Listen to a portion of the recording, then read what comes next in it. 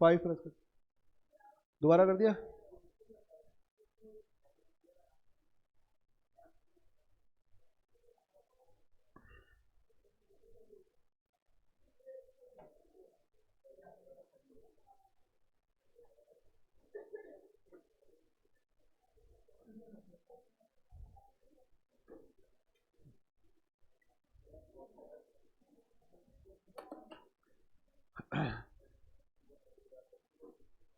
हाँ पूछना है कुछ? हाँ बेटा, बेटा अब उसमें कल पूछना है, या तो उसी समय पूछता, अब एडवांस स्टार्ट हो गई, ठीक है ना? अब लिख ले, या तो लास्ट में पूछ लेना अभी। चलो बच्चों, हरे कृष्णा।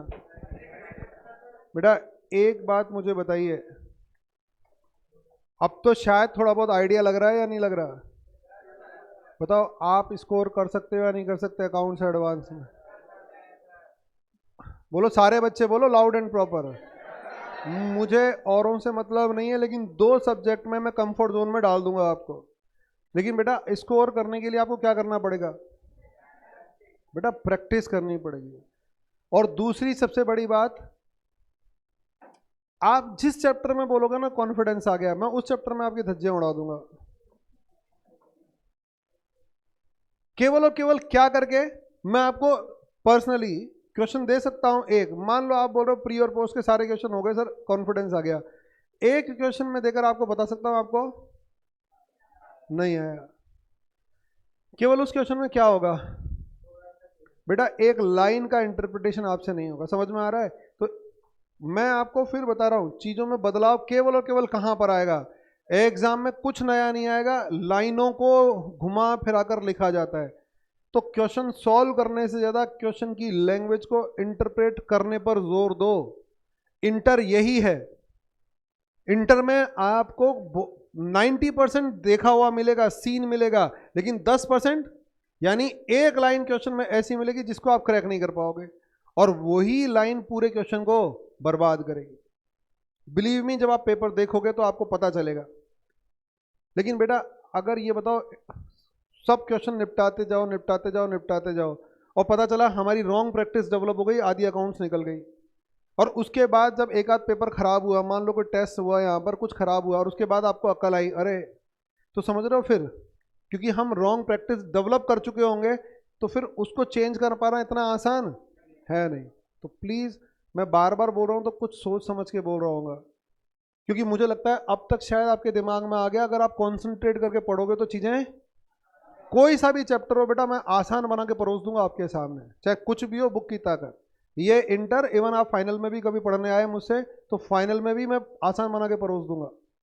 लेकिन अल्टीमेटली परोसने का काम मेरा है, कंफर्ट जोन में डालने का काम मेरा है। लेकिन उससे निकलने के बाद भी देखो, सारे बच्चे अकाउंट्स में कोई ये तो है नहीं 100 नंबर लेकर आ जाएंगे, फिर भी कुछ के 40 आते हैं, किसी के 60 आते हैं, किसी के 80 आते हैं, किसी के 90 आते हैं। वो बेटा फिर आपकी पर्सनल कैपेसिटी, जो रिटन में ज़्यादा प्रैक्टिस करेगा, जो एनालिटिकल ब्रेन मेरे कहे अकॉर्डिंगली डेवलप करेगा, वो मार्क्स स्कोर करेगा।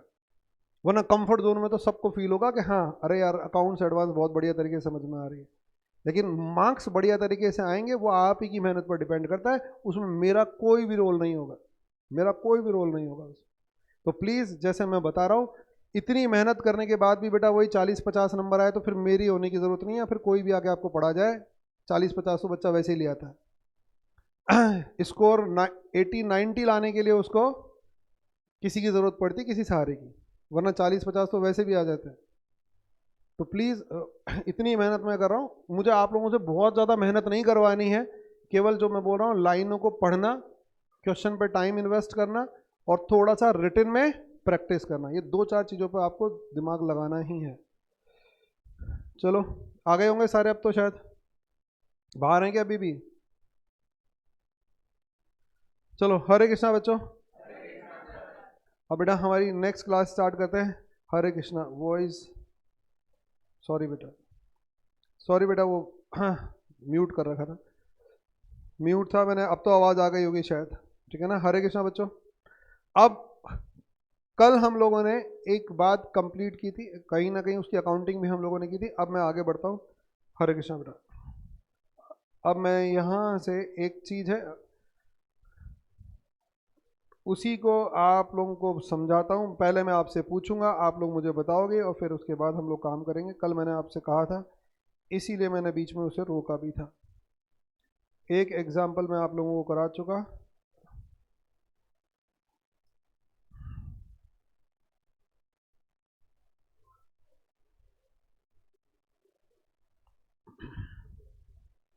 आराम से, कोई जल्दबाजी नहीं है। हम एक क्वेश्चन कर रहे हैं, आपको बाद में करना है, पहले मैं कर रहा हूं और मुझे बताओगे आप लोग, और सोच समझ के कुछ चीजें पूछनी है मुझे आपसे।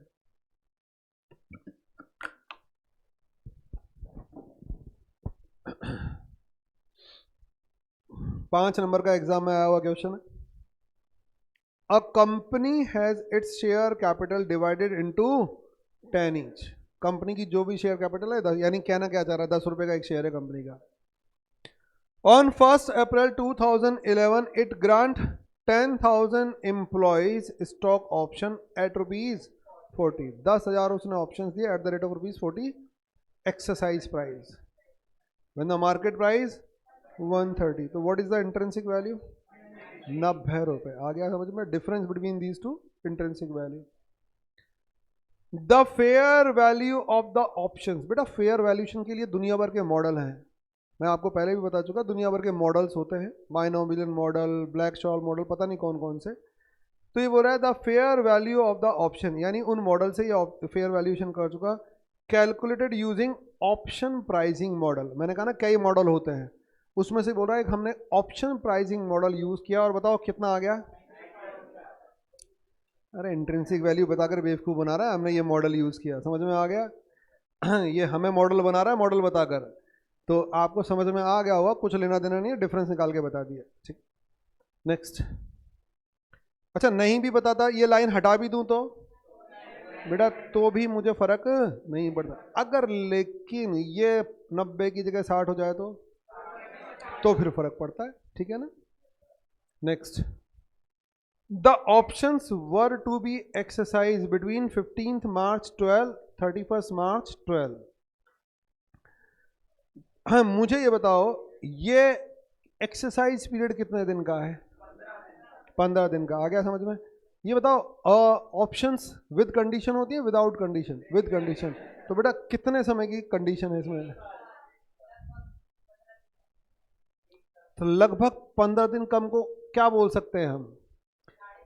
हाँ तो एग्जैक्टली बोलना। मम्मी ने कितने पैसे दिए? लगभग 1 रुपए में 50 पैसे कम है, तो बोल देना 50 पैसे दिए। आ रही बात समझ में? तो वेस्टिंग कंडीशन कितनी है? 1.5। बेटा पढ़ने से पता चल रहा है। Next. The employ exercise their option amount 9,500 shares only. तो बताओ 10,000 ने क्या नहीं किए? ऑप्शंस एक्सरसाइज नहीं किए। द रिमेनिंग ऑप्शंस लैप्स, बचे हुए लैप्स हो गए। The company close it's books 31st March।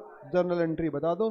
तो बेटा जर्नल एंट्री के लिए पहले मैंने कहा था आप और हम मिलकर क्या करेंगे, एक लाइन ड्रॉ करेंगे। अभी नहीं करनी, आप रुक जाओ, पहले मैं यहाँ पर बता रहा हूँ आपको।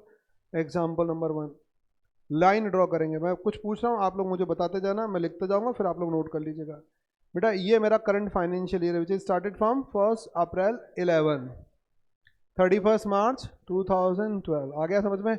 यहाँ बेटा मैंने ऑप्शंस दी, और सुनो सोच समझकर, लिखना नहीं है, सोच समझकर जवाब देना है। बताओ ऑप्शंस कितनी ऑफर की? 10,000। मैं क्वेश्चन दिखा चुका। बताओ मार्केट प्राइस 130, एक्सरसाइज प्राइस 40, और 90 रुपये ऑप्शन है, वो आपको समझ में आ गया। एक्सरसाइज कब किया जा सकता है? यहाँ पर 15 मार्च 2012 से 31st मार्च, ये बेटा एक्सरसाइज किया जा सकता है। आ गया समझ में? इसका मतलब यहां ऑप्शन वेरी गुड वेस्ट हो चुकी हैं। आ गया। सर्विस कंडीशन यानी exercise period, sorry vesting period कितना था? लगभग 11.5 महीने। ठीक है ना, ये आपका वेस्टिंग पीरियड था। यहाँ जब भी तो यहाँ पर एक्सरसाइज हो पाएगा, अदरवाइज एक्सरसाइज ही नहीं हो पाएगा। वो बोला है 15 दिन में एक्सरसाइज कर सकते हैं। ये रहा आपके सामने क्वेश्चन। ये बोल रहा है the employees exercise their option 9500 only. बोलो आ गया समझ में? मुझे बताओ वेस्ट कितनी हुई, बोलो।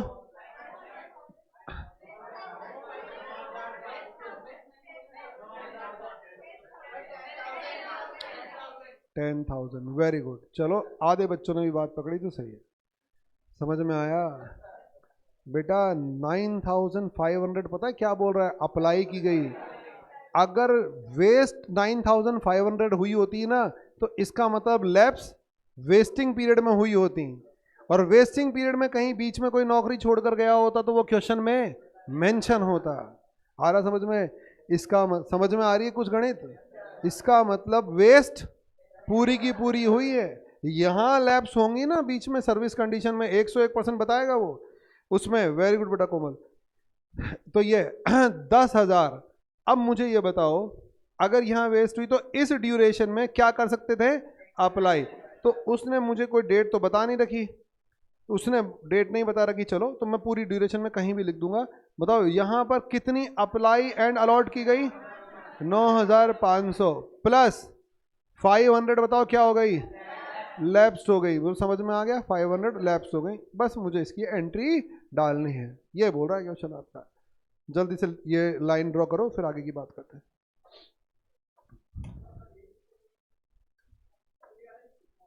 अभी और भी पूछूंगा कुछ बेटा। आधे बच्चों ने 10,000, मेरे को तो 2-4 भी बोल देते ना, मैं सेटिस्फाई हो जाता हूँ। ठीक है ना, मैं तो कम में खुश होने वाला आदमी हूँ साहब। ठीक है ना। फिर लगता है हाँ मेहनत करने का मजा आ रहा है, बच्चा लाइन टू लाइन इंटरेक्ट कर पा रहा है।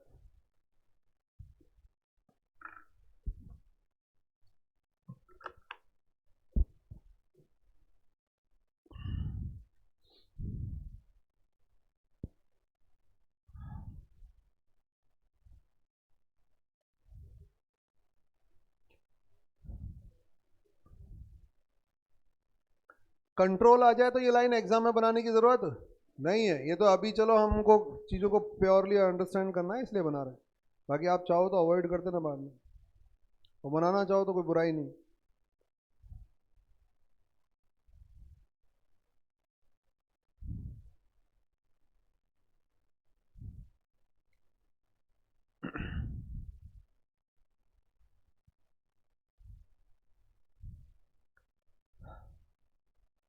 चलें आगे। ये टाइमलाइन बन गई क्वेश्चन की, और जो मैंने कहा प्योरली अवॉइडेबल है, बिना मतलब की बात है, इन्हें स्टार्टिंग में कर रहे हैं।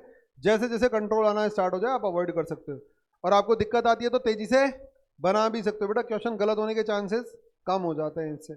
अब मैं इसे हटा रहा हूँ, अब नोट कर लिया होगा। मुझे इसकी जनरल एंट्री डालनी है, और पहले बता दिया मैंने कितने नंबर का क्वेश्चन आया हुआ है, 5 नंबर का, और आता रहता है। हटाते हैं इसे, 1 2 3 ये हटा दिया। नेक्स्ट, अब बताओ in the books of company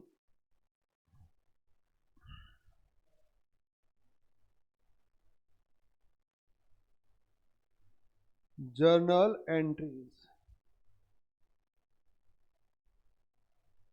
journal entries. बेटा आपके सामने टाइमलाइन पड़ी है, जल्दी से बताओ। हाँ, date of grant no entry. Entry कब करूँ? 31st। किसकी एंट्री करूँ? ये लो 31 मार्च 2012। मुझे एंट्री बताओ। एम्प्लॉय लिखते जाओ, employ compensation expense account debit to outstanding ESOPs। Amount बताओ।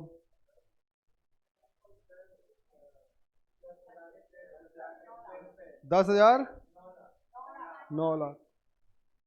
लिख लो फटाफट जल्दी से। ये एक एंट्री हो गई हमारी।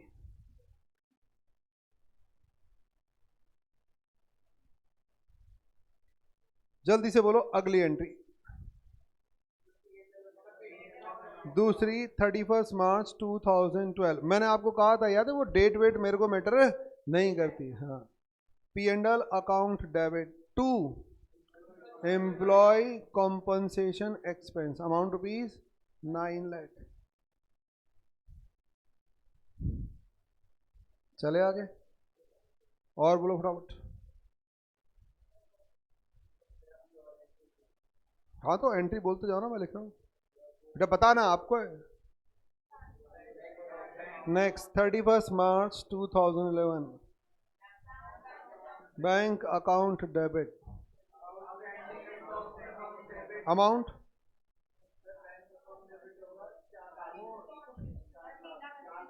4 लाख। तो मुझे तो बता दो ना, तो 3 lakh 80। Outstanding ESOPs 9 lakh. 2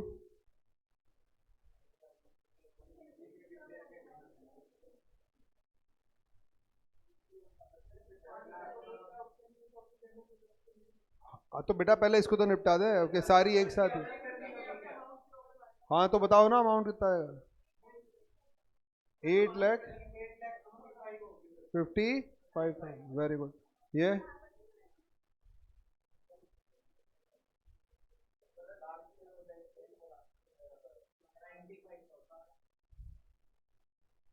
to security difference डाल दो, कितना आ जाएगा डिफरेंस।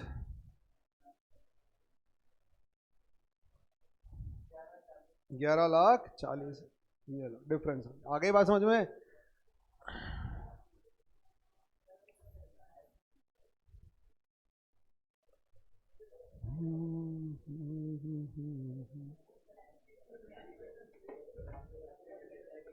पता है मैं खा ही लेता हूँ यार पहले, जब मेरा दिमाग ज्यादा खराब होता है। तू भी लेगा।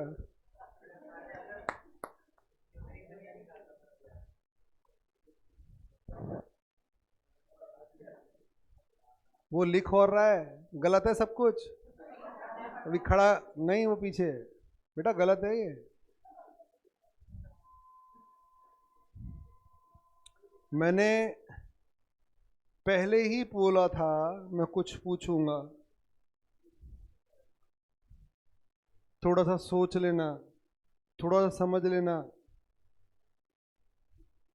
सर सोचना समझना क्या होता है बेटा, कुछ होता है। आ रही है बात समझ में। ये बेटा यही तो चीज चेक करने की होती है। सर P&L में 8, नहीं नहीं रुक जाओ बेटा गगन, अब मत दिमाग लगाओ प्लीज, वरना मैं कुछ कर बैठूंगा। ठीक है ना, मैंने आपको 15-20 मिनट दे दिए, अब इससे ज्यादा मैं बर्दाश्त नहीं कर सकता। अब मेरे को हार्ट अटैक आ जाएगा बेटा, अंदर हलचल ज्यादा हो रही है। कुछ गड़बड़ नजर आई बेटा। जब पहली ही साल सैलरी पे करनी पड़ रही है तो किस बात का आउटस्टैंडिंग।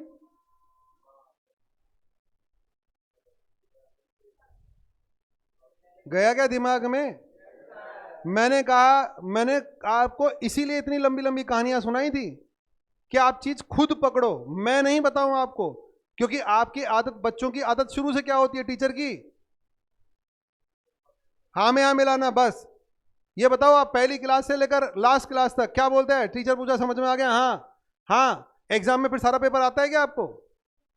शुरू से आप लोग क्या करते आते हो, हाँ सर हो गया। यही आप बच्चों की हाँ में हाँ मिलाने की इतनी गंदी आदत पड़ी हुई है। समझ में आए तो हाँ है ही, ना नहीं आए तो तू तो आगे निकल देख लेंगे हम।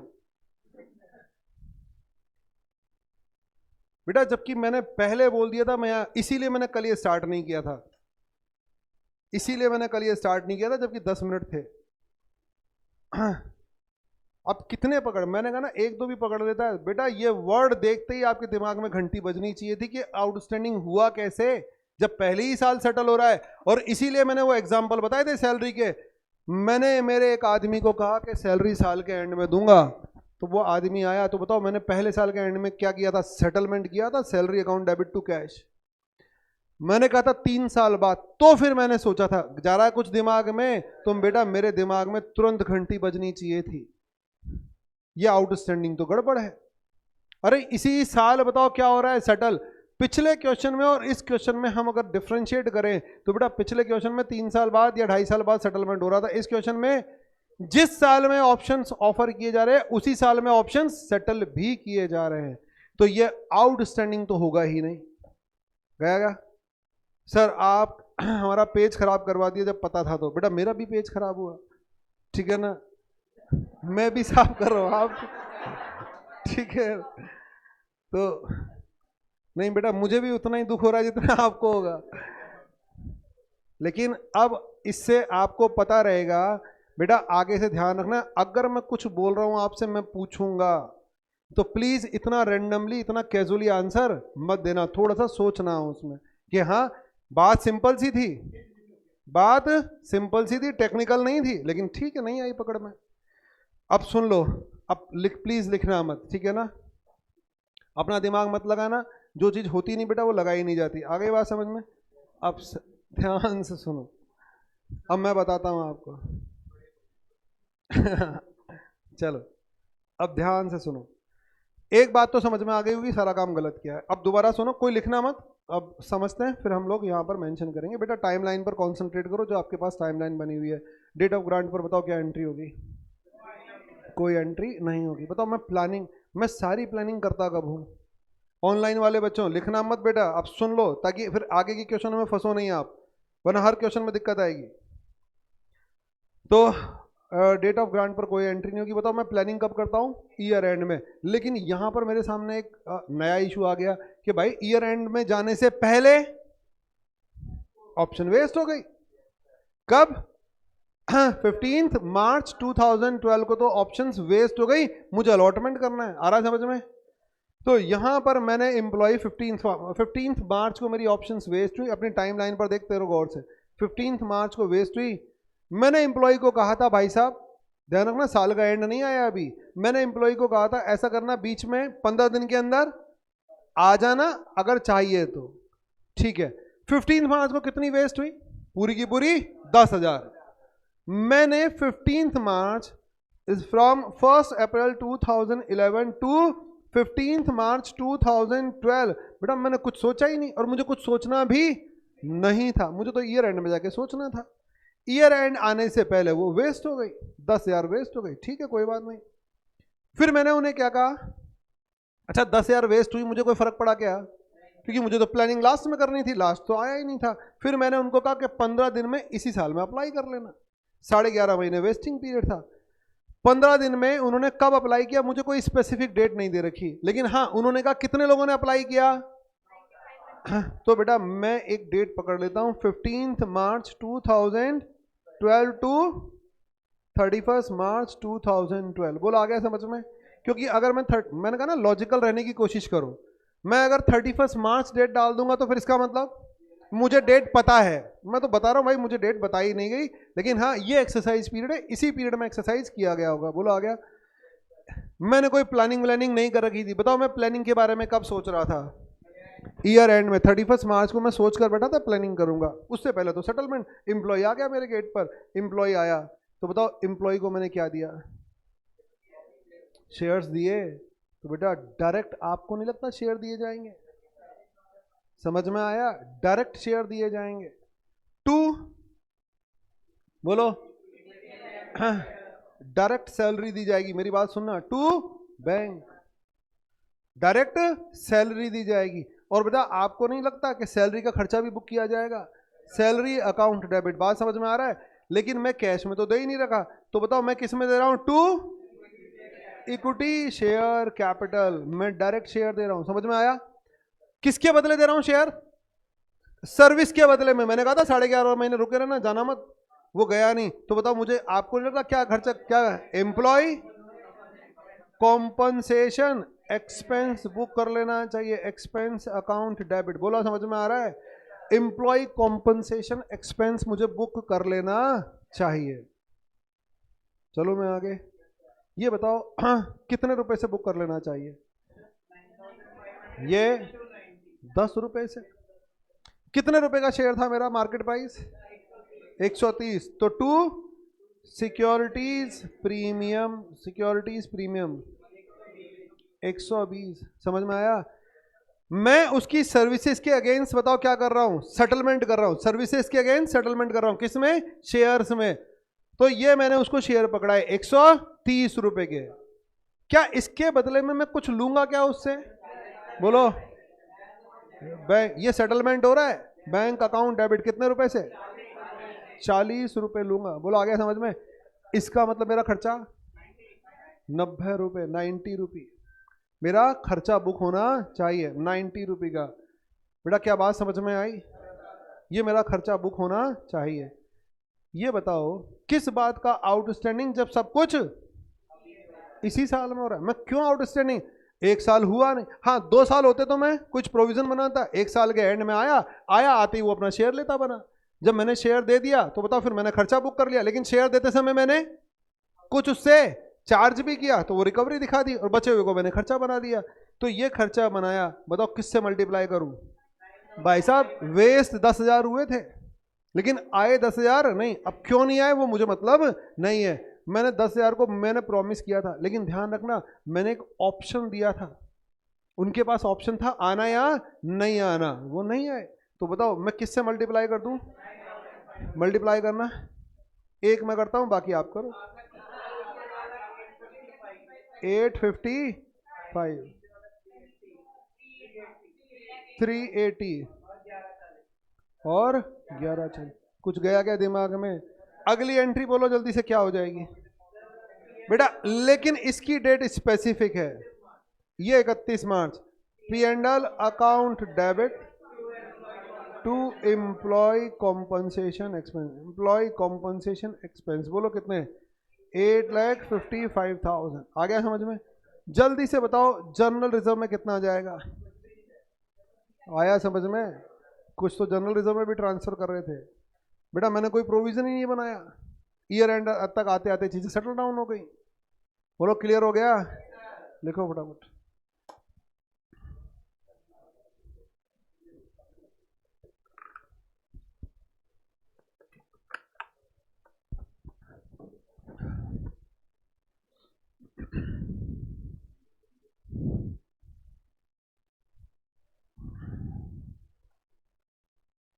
हाँ बेटा,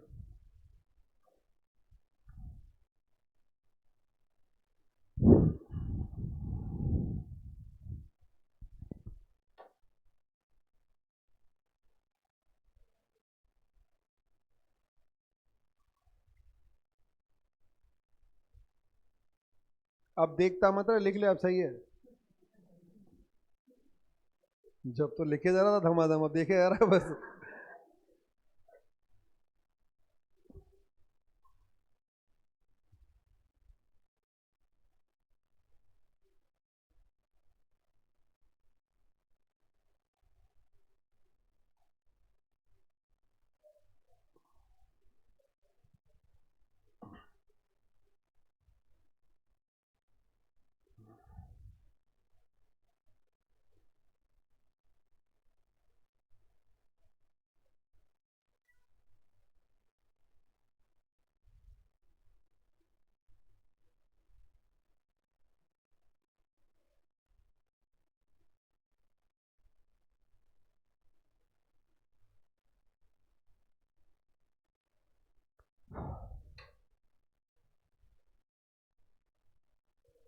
P and L account debit to employ compensation expense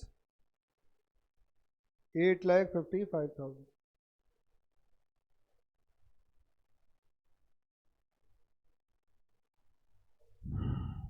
हो गया, तो मुझे लगता है आप समझ में आ गया होगा, हालांकि आपके तो पहले आ गया था। बेटा मैंने गलती करवाई, उसके पीछे एक रीजन था, मैं डायरेक्ट समझाता, और अब गलती करके समझ में आया तो थॉट बन गया, परमानेंट थॉट बन गया, हाँ ऐसे ये चीजें गलत है। नेक्स्ट, अब आगे की तरफ चलते हैं। बेटा ऑनलाइन वाले बच्चों जल्दी से बोलो समझ में आ गया, वाई एंटर करो फटाफट। बेटा ऑनलाइन जल्दी से वाई एंटर करो सारे बच्चे, मुझे लगता है अब किसी को भी दिक्कत नहीं होगी, हाँ क्लियर है।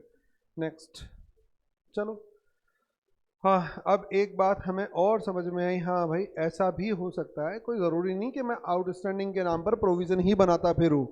हाँ विद इन फाइनेंशियल ईयर अगर वो मेच्योर हो रहा है तो मैं तो एंड में जाके प्लानिंग कर रहा था, एंड से पहले मैच्योर हो गया तो बढ़िया है ना, सेटलमेंट कर दो सीधा का सीधा, कोई आउटस्टैंडिंग की जरूरत नहीं है।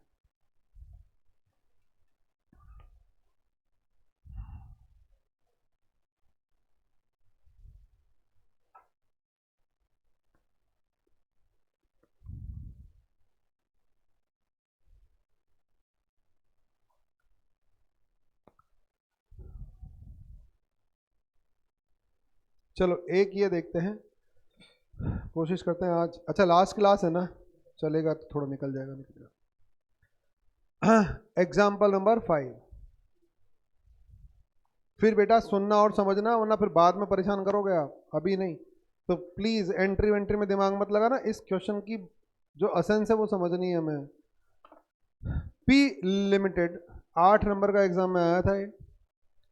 P Limited granted option for 8,000 equity shares of the nominal value of 10 on 1st October 2010, 1st October 2010 at rupees 80 when the market price 170। तो ये आपका 8,000 क्या है, ऑप्शंस जो 1 अक्टूबर 2010 को ऑफर की गई, यानी date of grant 80 rupee exercise price और 170 मार्केट प्राइस, तो डिफरेंस 90 रुपये। ये बोला फेयर वैल्यू, ठीक है। The vesting period is 4.5 year, अब 4.5 साल तक ले जा रहा है। 4,000 अनवेस्टेड ऑप्शंस, अनवेस्टेड का मतलब बीच में कहीं ये अनवेस्टेड, अब तक नहीं आई थी, अब अनवेस्टेड आ गई। 4,000 अनवेस्टेड ऑप्शंस लैप्स ऑन 1 दिसंबर 12, ठीक है। ये बीच में कहीं 4,000 ऑप्शंस बोल रहा है लैप्स हो गई, क्यों? क्योंकि एम्प्लॉयज भाग गए होंगे। कितने थे? 8,000 ऑप्शंस हमने दिए थे, 4,000 गए। 3,000 options were exercised on September 12, 3,000 vest हो गई। तो 1,000 vested options lapsed at the end of exercise period, pass journal entries. तो मैं पहले लाइन ड्रॉ कर देता हूं, उसके बाद आप लोग नोट कीजिएगा। 1 अक्टूबर 10, बताओ ये हमारी डेट ऑफ ग्रांट है, पहले आप बेटा देख लो, उसके बाद 1 अक्टूबर 2010 डेट ऑफ ग्रांट, कितनी ऑप्शंस दी? 8,000 ऑप्शंस, 8,000। ड्यूरेशन 31 मार्च 2011, 31 मार्च,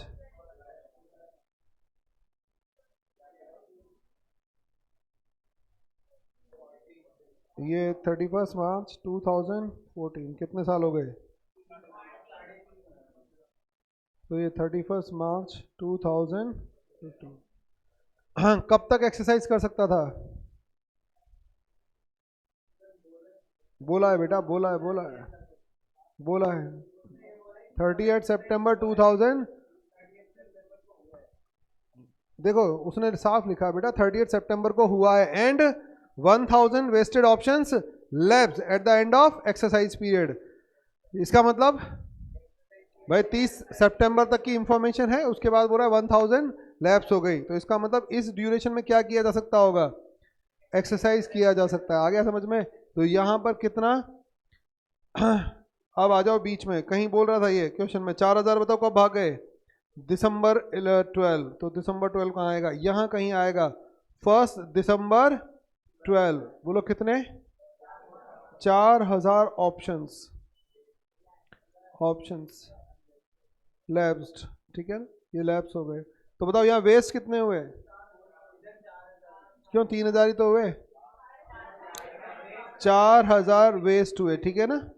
और 3,000 बोलो अप्लाई एंड अलॉट हुए, प्लस बताओ उसकी एंट्री कब डालूंगा? 1 अक्टूबर को। बताओ फर्स्ट, क्योंकि नेक्स्ट डे में क्या नहीं दूंगा अब इन्हें, 1,000 ये लैप्स हो गए। समझ में आ गया? तो ये हमें यहाँ पर इनकी प्रोविजनिंग सोचनी है। यहाँ पर एंट्री जल्दी से नोट कर लो, ये कुछ इस तरह से चलेगा क्वेश्चन। ये आपका हाफ ईयर हो गया, ये 1 ईयर, ये 2 ईयर, ये 3 ईयर और ये 4 ईयर, तो 4.5 साल हो गए।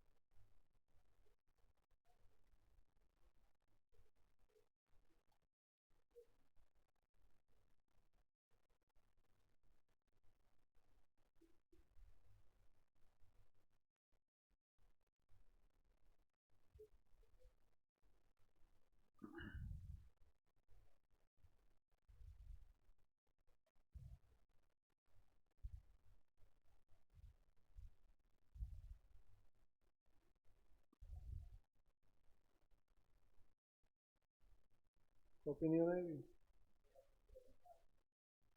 बेटा, इतना समय नहीं है, दो दो बार करोगे।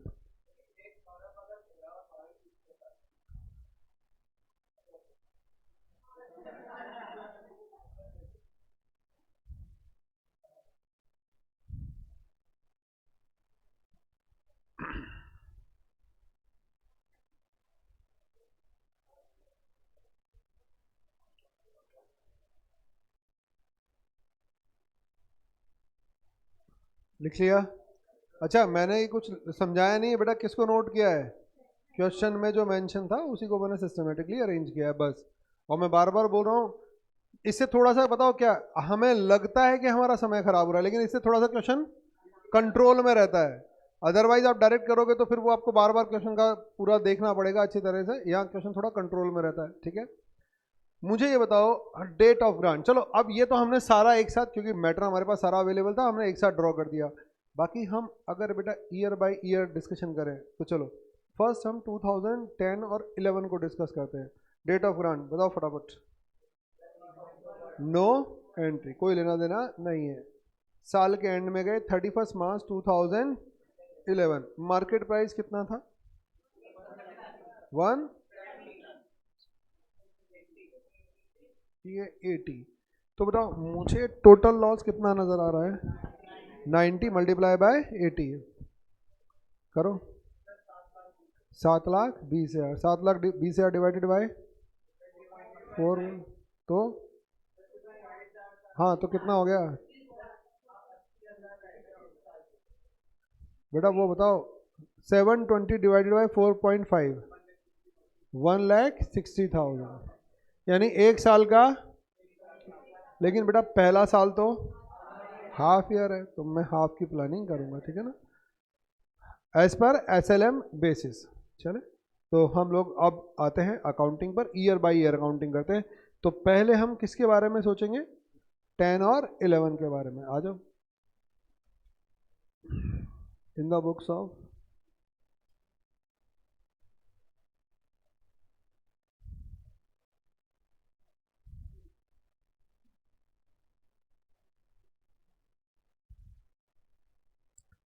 Journal entries.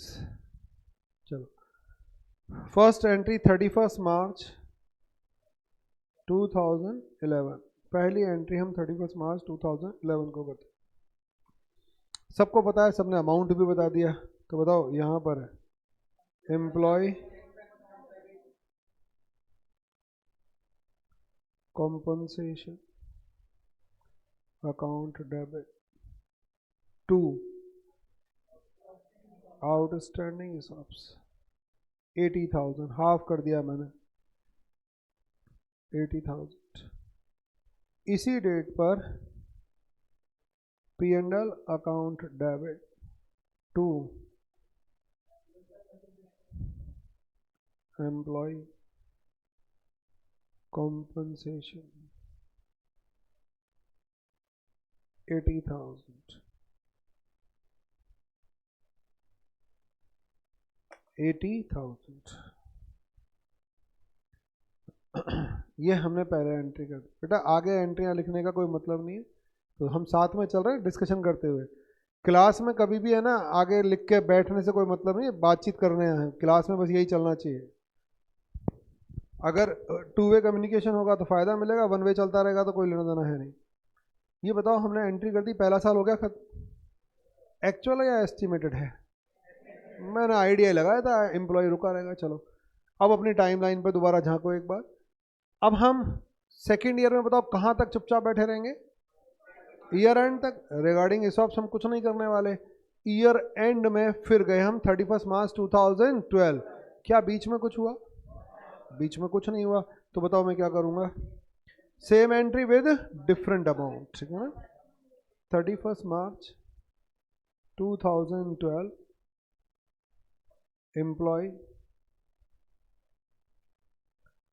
compensation expense account debit to हिसाब से कितना हो जाएगा? 1,60,000।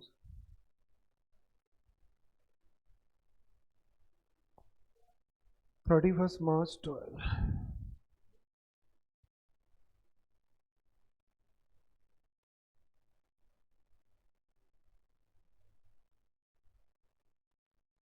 $1,60,000।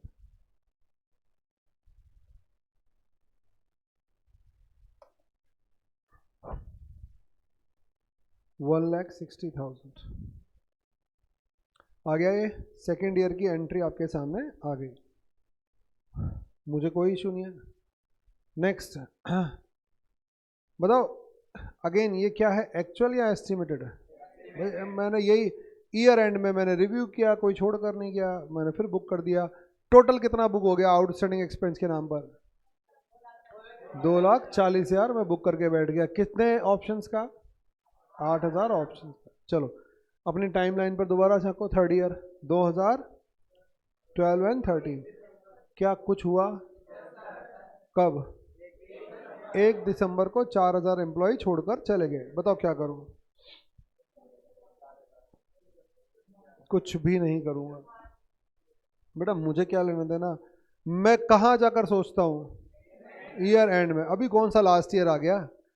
ये लास्ट ईयर नहीं है। हाँ लास्ट ईयर होता तो फिर मैं कोई एक्शन लेता, लास्ट ईयर नहीं है। बताओ मुझे तो, हाँ अभी और भी आगे जाना है। तो मैंने क्या किया, ईयर, आप बोल रहे हो 1 दिसंबर को एंट्री कर दो। मान लो 1 दिसंबर को कुछ किया मैंने, फिर 4 दिसंबर को फिर कोई भाग गया, फिर 5 दिसंबर को फिर कोई भाग गया जिसको मैंने 400 ऑप्शन दिए थे। ऐसे तो फिर पूरे साल ही ये मैं दिमाग ही नहीं लगाऊंगा, मुझे देना तो है ही नहीं ना इस साल। तो बताओ कब सोचूंगा? ईयर एंड में। ईयर एंड तक जिनको भागना है वो भाग जाएंगे, तो मैं ईयर एंड पर जाकर प्लानिंग करूंगा। ईयर एंड आया, टाइमलाइन देखते रहो अपनी, ईयर एंड आया। ईयर एंड पर आके बताओ मुझे कितना बुक करना था? 1,60,000। लेकिन क्योंकि ये एस्टिमेटेड अमाउंट होता है तो मुझे बार बार चेक करना होता है ये बुक करना भी चाहिए या नहीं करना चाहिए। तो जब मैंने चेक किया then I will come to know के 4,000 तो चले गए। तो आप देखना मेरी प्लानिंग में चेंज क्या आएगा बेटा। मैं उस पर्टिकुलर पॉइंट ऑफ टाइम पर खड़ा होकर, कब? 31 मार्च 2013, यही डेट है। मैं इस पॉइंट ऑफ टाइम पर खड़ा होकर क्या सोच रहा हूं कि मुझे अब प्लानिंग कितने की करनी चाहिए।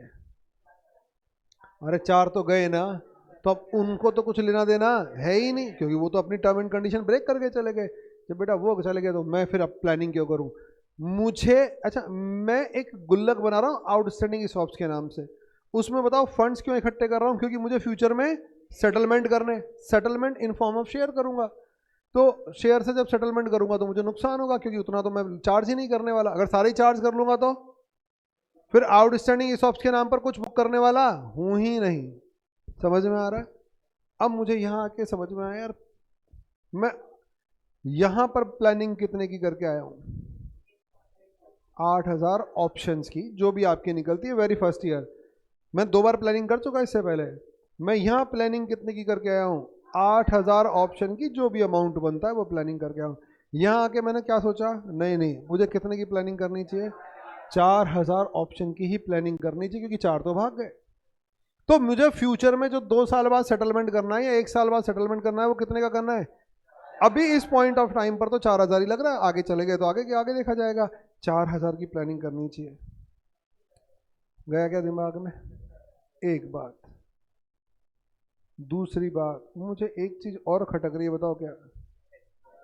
बेटा मैंने पास्ट ईयर्स में 4,000 की एक्स्ट्रा प्लानिंग। अब पता है इन लोगों ने स्मार्टली क्वेश्चन बनाया है। मैंने दोनों बार क्या बोला? 4,000।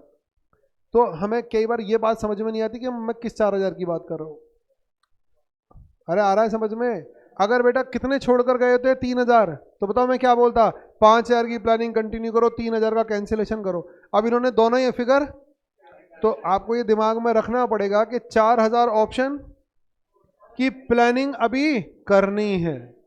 चलो वो तो एक बात हो गई, क्योंकि इस साल ऑप्शन अभी वेस्ट हो नहीं रहे, अभी तो आगे भी जाएंगे ये। तो 4,000 की तो मुझे प्लानिंग करनी है। एट द सेम टाइम मुझे एक चीज और सोचनी है, बताओ क्या? बेटा मैंने पास्ट में 8,000 और 8,000 की प्लानिंग की है, तो मुझे नहीं लग रहा कि एक्सेस प्लानिंग करके बैठ गया। समझ में आ गया? बेटा आप एक गुल्लक में 2 किताब खरीदने के लिए पैसे डाल रहे थे, एक अकाउंट्स की और एक एडवांस अकाउंट की। मेरे सब्जेक्ट है, मैं दूसरी कैसे खरीदवा दूंगा? एक अकाउंट्स की और एक एडवांस अकाउंट की। मान लो आपने दोनों में पैसे डाल रहे थे, अब आपको किसकी बुक दे दी गई? कुछ बच्चे पास हो गए, आज रिजल्ट आ गया, उसमें से आपका एक दोस्त था जिसने सिंगल ग्रुप दिया था, वो बोला मैं अकाउंट्स तो पास कर चुका, अब मुझे क्या लेने देना, अकाउंट्स की बुक ले। अब बताओ आपको नहीं लग रहा आपके पिगी बैंक में ज़्यादा पैसे किसके? वो तो विड्रॉ कर लो, लेकिन अभी भी किसके बारे में सोचते रहो? एडवांस के बारे में। तो अभी भी चलती रहनी चाहिए प्लानिंग। समझ में आया? तो वही चीज़ मुझे करना है। जो छोड़कर भाग गए, ये लास्ट ईयर नहीं है, तो जो छोड़कर भाग गए उनको ही प्लानिंग जो मैं कर चुका उसको डिस्ट्रॉय करना है, यानी जनरल रिजर्व में ट्रांसफर करना है, और जो अभी भी हैं उनकी प्लानिंग मैं कंटिन्यू करूंगा। तो मुझे एक कहानी समझ में आई, बताओ यहाँ पर फर्स्ट 31 मार्च 2013 लिखते जाओ मेरे साथ में, मुझे लगता है बात समझ में आ जाएगी। नहीं समझ में आया तो बता देना। Employ compensation expense account debit to outstanding ESOPs। Employ compensation expense account debit to outstanding ESOP। बेटा मैं ऑलरेडी क्लियर कर चुका है, अगर मैंने कहा ना 50-50 कर दो ना, दिमाग पर लोड लेने की जरूरत नहीं। 160 किसका था? 8,000 का था, तो 4,000 का 80,000 ये 4,000 का हो गया। चलें आगे। नेक्स्ट 31 मार्च 2013, बताओ अगली एंट्री। P&L। रुको बेटा, पहले प्लानिंग को निपटा दो, दोनों चीज एक साथ डालोगे तो फिर दिक्कत आएगी। इसीलिए मैंने कहा मुझे 2 काम करने, दोनों के बारे में अलग अलग बात करूंगा, एक प्लानिंग और एक कैंसिलेशन, यानी ट्रांसफर टू एक्सेस को जनरल रिजर्व में ट्रांसफर करना है। तो पहले प्लानिंग तो कर ले। P&L account debit to employ compensation expense, बोलो कितना?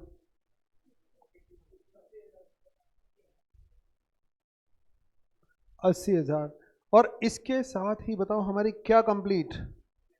प्लानिंग कंप्लीट, एक पोर्शन कंप्लीट, 4,000। अब की बार मैंने 8,000 की प्लानिंग नहीं की, अब की बार मैंने 4,000 की। मैं आगे जा रहा था, उससे पहले मैंने एक काम और सोचा, यार एक काम और कर देते हैं। बताओ पास्ट में मैं क्या कर चुका?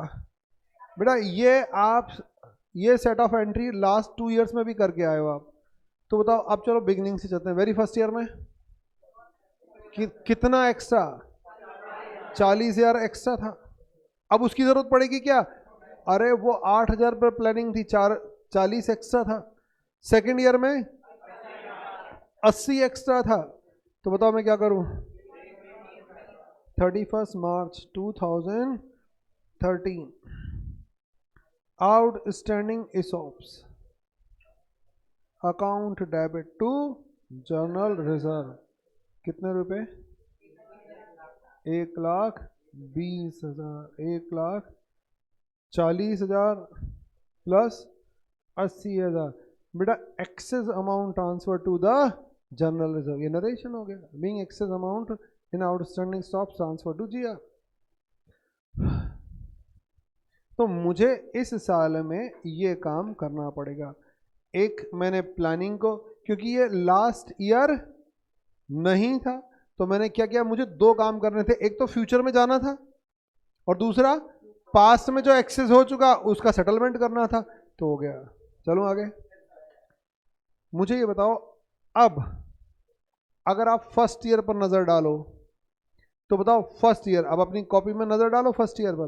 बेटा फर्स्ट ईयर पर नजर डालो तो बताओ कितने की प्लानिंग हुई है? 40,000। फर्स्ट ईयर की प्लानिंग 80,000 नहीं है, 40,000। मैंने उठाकर देखो जनरल रिजर्व में डाल दिया, यानी कितने की प्लानिंग है? 4,000 ऑप्शन की। सेकेंड ईयर में बताओ 80,000 की प्लानिंग, यानी 4,000 की प्लानिंग, एक्सेस 80,000 उठाकर जनरल रिजर्व में डाल दिया। थर्ड ईयर में देखो, उसकी तो मैंने पहले ही प्लानिंग 4,000 की थी, तो एक्सेस की बात ही नहीं आने दी। तो अगर आप यहाँ विजुलाइज कर पा रहे हो तो बेटा मैंने दो काम किए। एक यहां पर प्लानिंग 4000 की है, एक्सेस को जर्नलिज्म में ट्रांसफर, उससे हुआ क्या, बिगिनिंग टू एंड 4000 की प्लानिंग सामने आ गई अपने आप, क्योंकि ये लास्ट ईयर नहीं है, मुझे भी आगे और भी जाना है। गया दिमाग में, बिगिनिंग टू एंड 4000 की प्लानिंग दिखाई दे रही है मुझे मेरी बुक्स ऑफ अकाउंट में। मैं मोस्टली बताओ क्या करता हूँ, P&L को मैनेज करने की कोशिश करता हूँ जब तक मैनेज हो जाए। कोई ये नहीं कि आपको मैनेज ही करना है, लेकिन हाँ मोस्ट प्रोबेबली लॉजिकली कोशिश करो मैनेज करने की जितना हो सके। तो मैंने ये जर्नलिज्म में पैसा ट्रांसफर कर दिया, तो ये 3rd ईयर तक की अकाउंटिंग समझ में आ गई। बेटा अगर ये बीच में 2 बार छोड़कर जाता तो मान लो बोलता 1 बार 2000 भाग गए, 1 बार 2000 चले गए तो भी कोई फर्क नहीं पड़ता। मैंने आपको वो बताया कि अगर इन फ्यूचर इस क्वेश्चन को मॉडिफाई करके डालेंगे तो हो सकता है वो 2 डेट डाल दें कि एक 1 नवंबर को 2000 ऑप्शंस लैप्स हो गई और एक 1 दिसंबर को। समझ में आ रहा है? तो इससे कोई फर्क नहीं पड़ेगा हमारे क्वेश्चन के सॉल्यूशन पर, यही पैटर्न रहेगा, यही रहेगा, क्योंकि हम एंड में ही सोचेंगे जो भी कुछ सोचना है। बेटा ऑनलाइन वाले बच्चों जल्दी से बोलो, यहां तक का पॉइंट क्लियर ये वाला?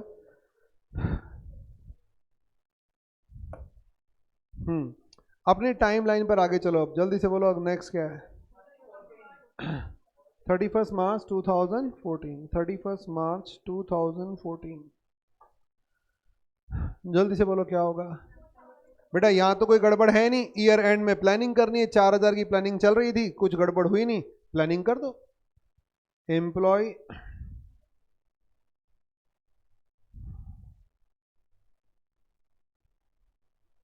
compensation expense account debit to outstanding ESOPs amount rupees 80,000। अब मैंने वो 160 का जस्ट हाफ कर दिया, प्रोपोर्शनेट कर दिया। 31 March 2014 P&L account debit to employ compensation expense 80,000। कितने साल पूरे हो गए? 3.5। अभी 3.5 ही हुए, एक बचा है, तो चलो उसमें भी कोई गड़बड़ हुई नहीं तो रिपीट कर देंगे एंट्री को। बेटा same entry 31 March 2015, 31 March 2015 employ compensation expense account debit to outstanding ESOPs amount rupees 80,000।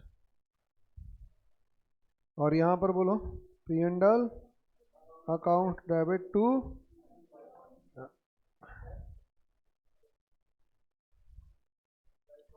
employee compensation expense 80,000 हो गया। तो ये बिगिनिंग टू एंड बताओ मैं क्या कर चुका, प्लानिंग कर चुका। अब बताओ मुझे क्या करना है, अलॉटमेंट करना है जर्नलिज्म में, कुछ और भी छोटी मोटी बातें करनी है, वो हम कल करेंगे, अभी नहीं कर रहे उसे। आ गया समझ में? क्योंकि वहाँ थोड़ा सा मुझे डिस्कशन करना है, फिर जल्दबाजी में हो जाएगा, तो मैं चाह रहा हूँ आराम से ही डिस्कशन हो। क्या यहाँ तक की बात दिमाग में आई? बेटा क्या फील आ रही है या नहीं आ रही? मेन ये नहीं कि सवाल हो रहा है, दिमाग में सेटल डाउन होना चाहिए अच्छी तरह से। ऑनलाइन वाले नालायक को जल्दी से बोलो, बच्चों मतलब सॉरी। समझ में आ गया? चलो बेटा हरे कृष्णा। क्वेश्चन घर पर करना नहीं है, कल क्लास में डिस्कस करते हुए कंप्लीट करेंगे। हरे कृष्णा बेटा, नेक्स्ट क्लास में हरे कृष्णा।